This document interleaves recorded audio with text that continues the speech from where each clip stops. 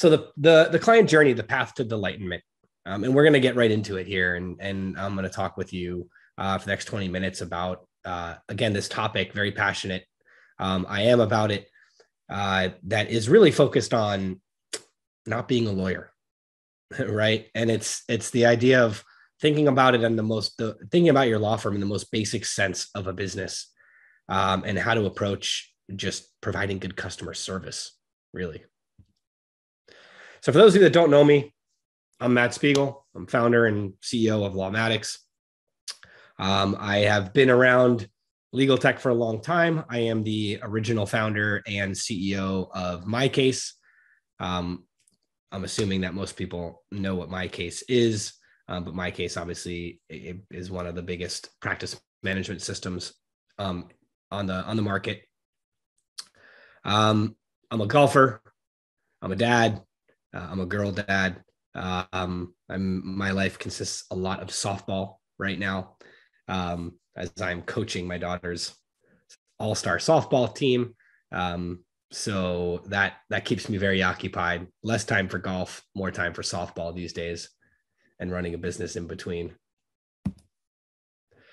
But I, like you guys, I'm a lawyer, right? That's my trade. And that's what we are. We are lawyers, right? We are not CEOs. And this is a cliche. I know that it's becoming a cliche, probably in large part because of me.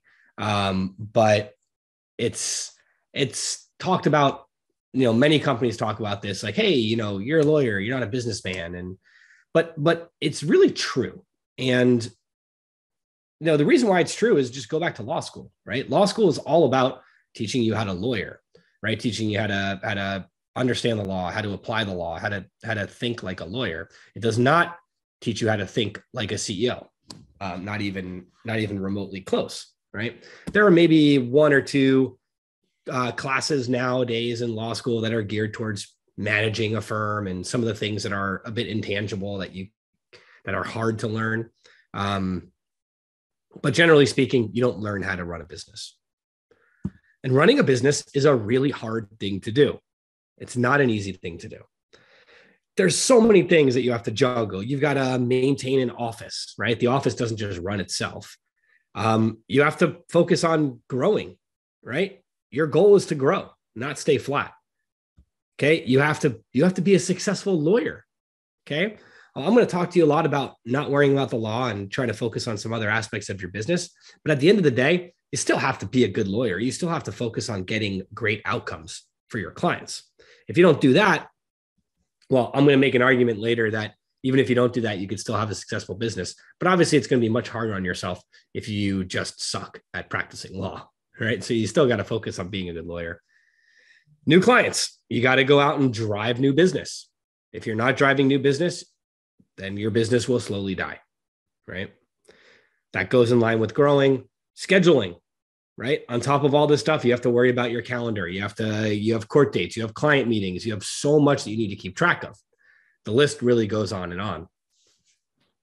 And then you have to worry about marketing, right? And again, this kind of goes hand in hand with growing and bringing on new clients. But there's a lot of aspects to marketing that as a business owner, you need to think about. And these are very difficult things. Not only are lawyers not CEOs, generally speaking, they are also not marketers, right? And you can go and, you can hire a marketing agency, and there are plenty of really good marketing agencies out there to help you as a law firm now. But the bottom line is you have to think about it, right? You can't just completely ignore it. So all of these things just make running a business very, very hard. But at the end of the day, I really believe that a successful law firm, or really any business for that matter, but a successful law firm really comes down to this simple equation. Happy clients will equal a happy practice. It's just that simple. If your clients are really happy, then your business will thrive and you will be happy. Now, what does it mean to have a happy client? That's what we're going to be focusing on a lot, because I'm going to share with you that a happy client is not necessarily just a client that receives a good outcome. A happy client is somebody that receives a really good experience with your firm. Part of that experience is going to be the legal representation that they get. but a lot of the experience is going to go far beyond the four corners of the representation that you provide them. So what is the client journey? The client journey is really just your customer's experience with your law firm. So think about it with any other business, right? Like that you might go through a journey with. So whenever you use Amazon, right, there is a customer experience that you go through when you are using Amazon to purchase something. When you go to the grocery store, when you go anywhere, you are on a journey. You are going through an experience with that provider, with that business. And so when we look at it in terms of a law firm and its clients, it's just simply that. What is the journey that the client goes through with your law firm? And this starts from the very beginning. Every single stage is an opportunity to delight your customer. Again, the client journey begins from the very moment that they first reach out to your firm. And we're going to talk about all these stages. But it starts from the very moment that they reach out to your firm, and it goes in perpetuity, long after their matter is over with you. And every single stage, every opportunity there is a chance for you to delight them. So here are the three phases of the client journey, the way that I break it down, and I feel very strongly about this. There's three phases to the client journey. Phase one, client intake. From the moment that a lead contacts your firm to the signing of the fee agreement and payment of any initial fees. That is the intake phase, and there's a lot that happens inside of that phase. Phase two, active matter. You've retained a new client. Now you have an active matter, and you've got a defined scope of service. You're representing them on a case or whatever it is. And that's phase two. Okay. Phase two has a definitive beginning and an end point, right? Phase three, they're now a former client. The matter is over. And now you have to maintain that relationship. This is arguably the most important phase of the whole journey when it comes to your business. That's a source of reviews. That's a source of referrals. That person is critical to the success of your business going forward. So let's talk a little bit about each phase. Phase one. Hello, I'd like to talk to you about my case. That's it. That's the beginning of phase one. Maybe it's reaching out on a website, right? Filling out a form saying, hey, can you please contact me? That is the first part of phase one. What can you do here, right? Well, immediate engagement. Do not give them a reason to call the next lawyer on Google. You've probably heard this already from someone, whether it's me in the past or whether it's from a marketing associate that you use or another lawyer, but time is everything. If you do not respond and immediately engage that lead that's reaching out to you, you're going to lose it, right? There's tons of data that supports that. First impression. So showing a potential client rapid response indicates to them how you will communicate during their matter. Okay. So by engaging with them right away and providing them this excellent service, you're telling them, like, not only are you providing them a good experience, which will carry throughout their whole thing, you're actually helping sell, right? Because you're showing them, hey, look, you know what? This is the level of service that you're going to get from me if you hire me as your lawyer. It's on from hello. What I mean by this is that from that very first hand raise, that very first contact that the client has with your firm, you have an opportunity to give excellent customer service. And that's all you should be thinking about, right? You need to get the client, but think about it as I just want to provide a great experience for them. I want to immediately engage them. I want to communicate with them in the ways by which they want to be communicated with.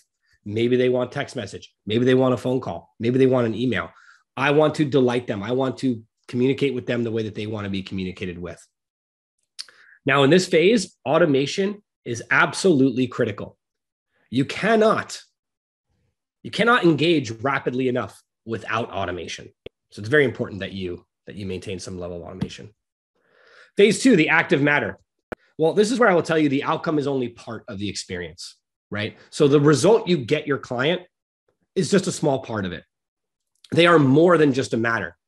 They hired you to represent them zealously, but that's not it. Communication. Communication is the easiest way to delight your client during this phase of their journey.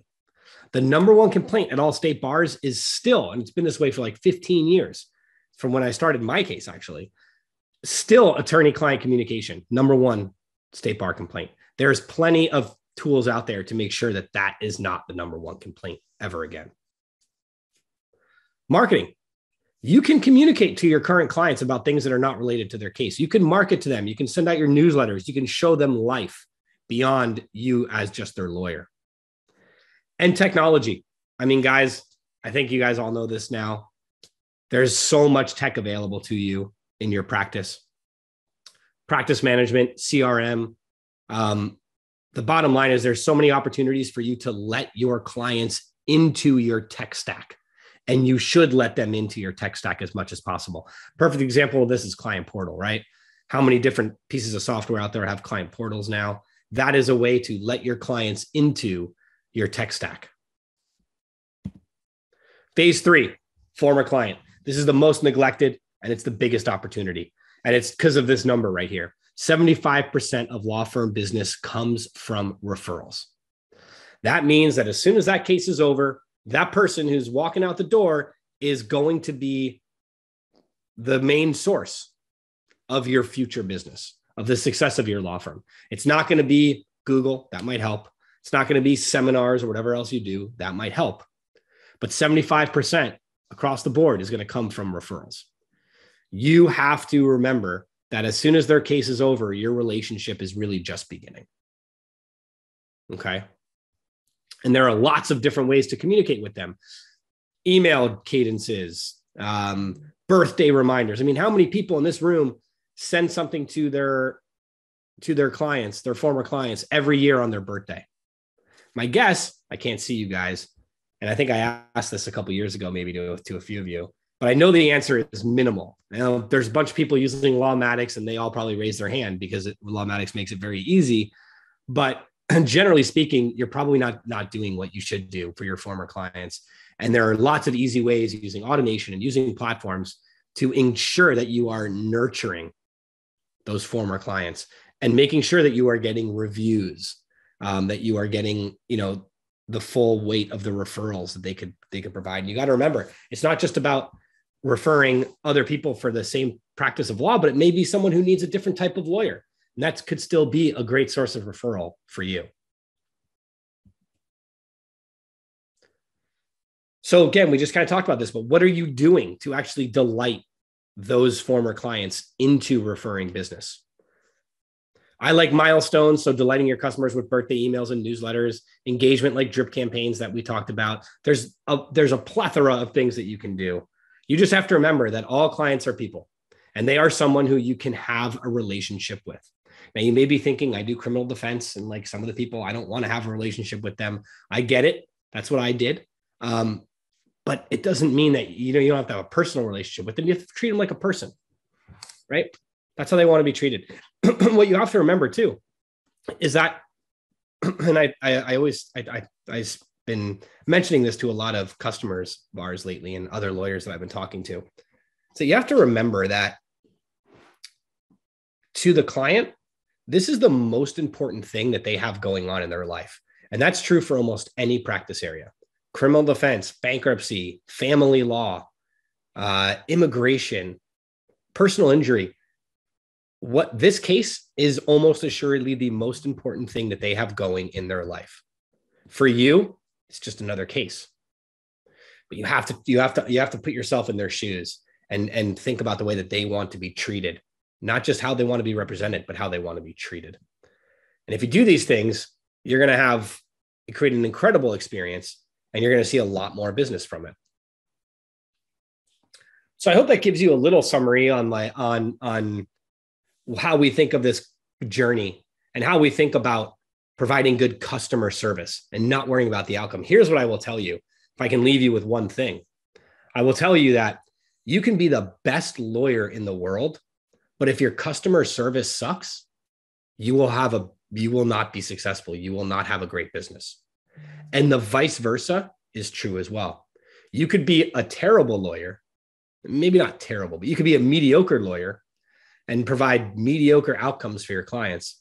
but you could have the best customer service and provide the best experience, and you will have a massively successful business. It's not always about the outcome. And so the final part of my talk here, before we sum it up, I always like to talk about measuring things, because as you're building out these automations, and as you're looking to delight your customers at every step of the way, and you're going to be spending more money maybe on marketing, or you're going to be doing more things to run your business, not as much practicing law, I encourage you to only do things that you're able to measure.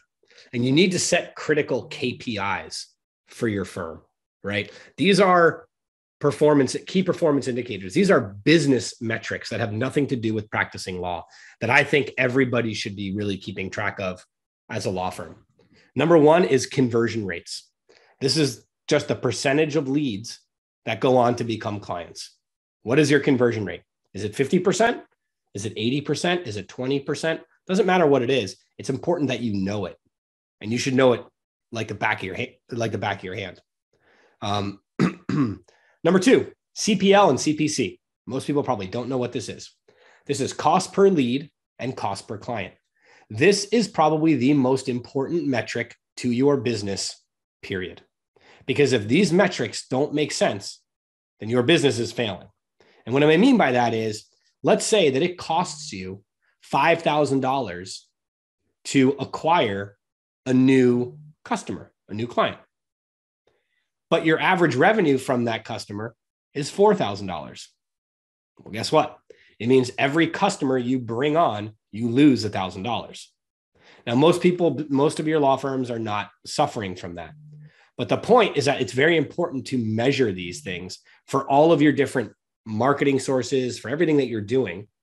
As you'll see in the next one, you don't want to just know this generally. You do want to know this generally for your firm, but you also want to break it down by all your different sources that you have, right? Whether it's referrals, whether it's Google marketing, seminars, whatever it is. You want to understand, how much does it cost for every lead I bring in, and how much does it cost for every client that I retain? You have to make sure you know those numbers and that they jive compared to the revenue that you generate. And the last one here, I really like everybody to measure their initial consultation show rate. If they don't show up, they can't hire you, right? So when you're booking consultations for those new leads, I think it's really important to measure what's the rate of them showing up. Because if you have a low show rate, then there's lots of things that you can do to improve. The whole point of these KPIs are to know exactly where you need to improve your business. It's that simple. So all of this comes down to automation, right? You have to automate in order to do any of this. You're not going to be able to engage everybody as much as you need to. You're not going to be able to measure everything if you don't have automation. And to give you my quick strategy, I think it's really important to know your process. You have to understand what you have a process for, and you have to create processes where necessary. You might think you have a process for something, but then when you sit down and think about how it goes, you might think, oh, well, this time it does this, and then the next time it does that. That's not a process. A process is something where every time it happens the same. Write them out. Sit down, literally write down on a piece of paper all of the different processes that you have or that you would like to have, and write them out. The first step is to determine the triggers.